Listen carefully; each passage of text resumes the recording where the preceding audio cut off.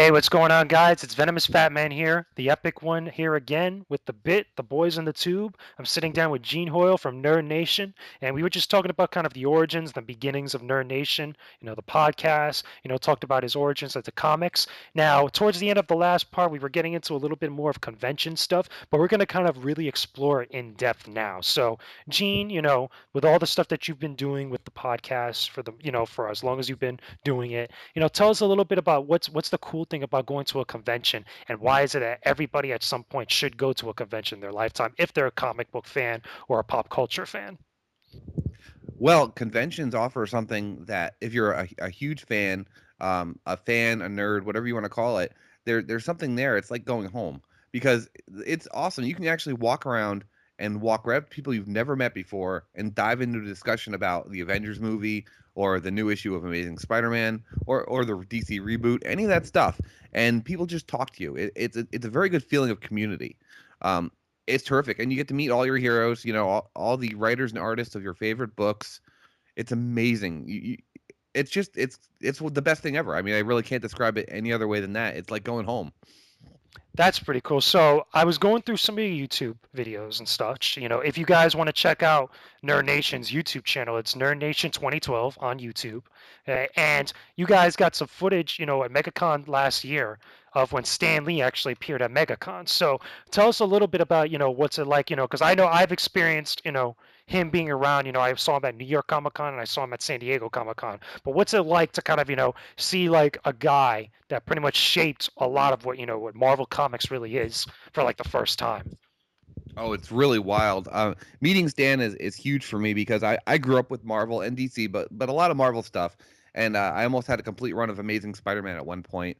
My son's named after Spider-Man. His first name is Parker, so I'm a huge Spidey fan. So meeting Stan, you would imagine would be huge for me.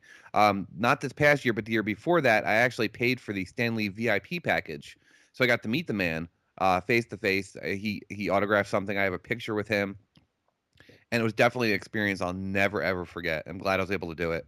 I mean, what do you really say to a guy like that? Like, how do you talk with Stan Lee? Because I mean, for every comic book fan, that's like an immediate nerdgasm. Because, for example, when I went to New York Comic Con, I went actually with my dad. That was like one of my first real big conventions, and I went to his panel. And after the panel, me and my dad were walking out, and he just walked right past us. Waved goodbye, to all the people that he was walking by. And as soon as he walked past, there was like a mob of people. People who just like broke down crying because he was walking past them. Like, have you ever experienced or seen something kind of like that? Or at least on that magnitude. In regards to Stan Lee or maybe another comic icon or something like that. I call them con moments. Like little Oh moments that yes. nobody really forgets or whatnot when you go to a convention. But have you ever really experienced something along that magnitude? Oh yeah, absolutely. Actually, one of them was involving Stan Lee. When I was doing the VIP thing, I was waiting online to get my comic autographed. It was like an Amazing Spider-Man 13, and we're online and we're pretty close to the front. And there's a young child in a wheelchair in front of us, and Stanley came in with all his handlers, and he's walking past, and he's trying to get into the room, and you can see he's in a hurry to get there. But then he sees that kid, and he stops and he took pictures and he signed the kids' books right there and he spent time. And to me, that was like, wow, what a classy guy.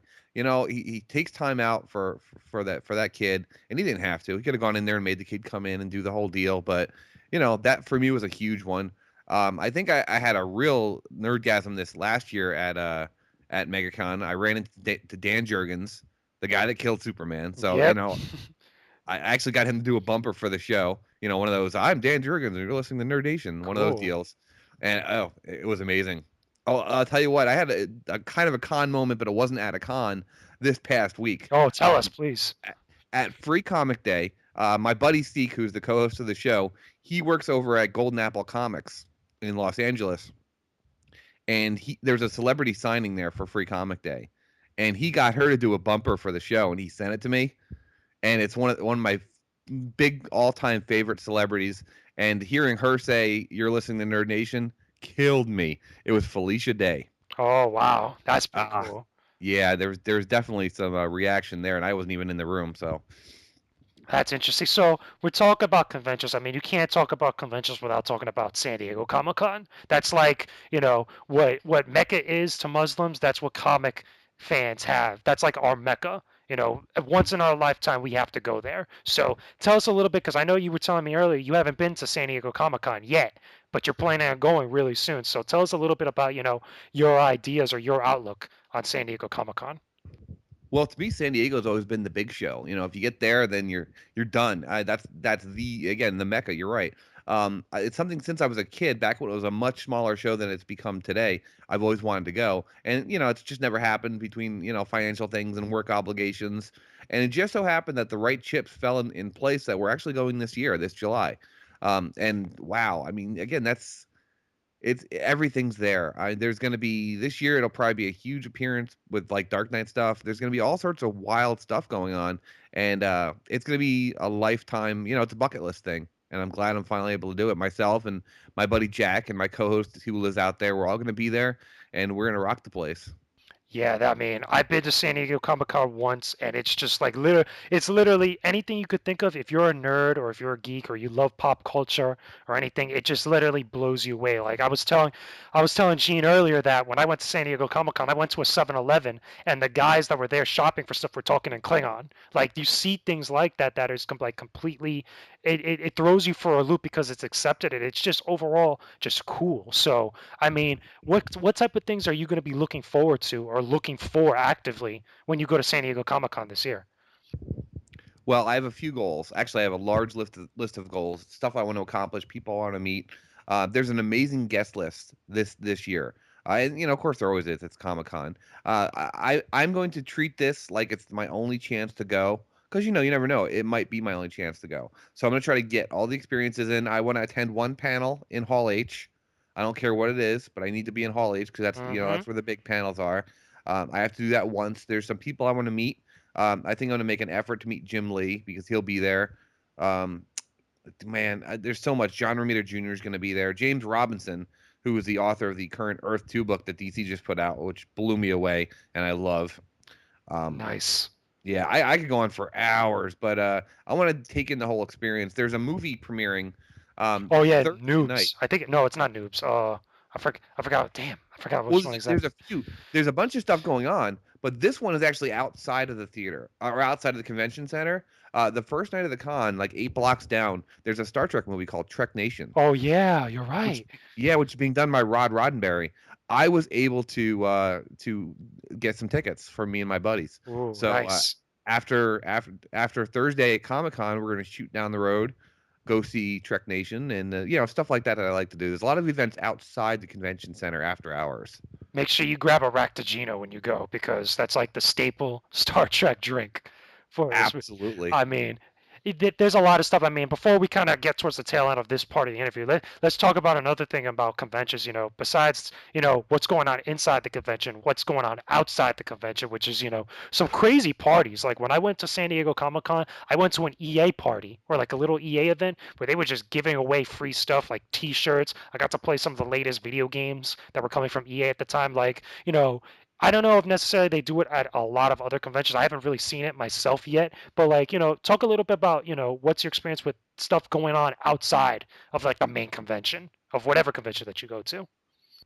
Well, that I always look for the stuff outside the conventions. A great example is MegaCon. And one of the things I like to do at every convention, if you keep your ears to the ground, you can figure out what motel all the guests are staying at. And the guests who don't really have a whole lot to do after the show each day usually meet up at the bar. And you can find at least two or three big stars hanging out at the bar. I managed to find the bar this year for MegaCon. So we went over there a couple times, and just to give you an example of the people that were hanging out in this bar, Stan Lee was there at one point. That's got to be Just, cool. I just stared at him from a distance, kind of. Let's see, Jimmy Palmiotti. I sat next to Daniel Logan, who played young Boba Fett in the Star Wars Nice. trilogy at the bar. Um, Geez, the guy that played Sark on Alias, and I'm blanking out on his name now. He was hanging out in the bar. It was awesome. Everybody's hanging out in the bar. That's got to be like the spot, the funnest spot to meet people.